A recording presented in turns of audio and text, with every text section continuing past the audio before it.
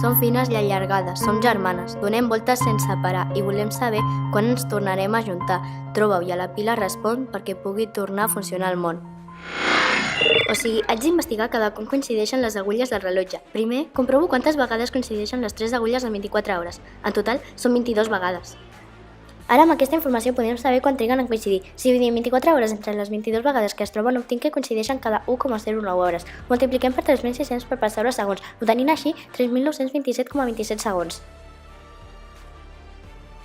Clar, és un número molt gran, així que serà millor passar-ho de forma complexa. Per fer-ho dividim entre 60, obtenim 65 minuts i 27,27 segons, però com 65 minuts és més gran d'una hora, ho tornem a dividir entre 60. Ja tinc la resposta del meu enigma. Les agulles es troben cada 1 hora, 5 minuts i 27,27 segons.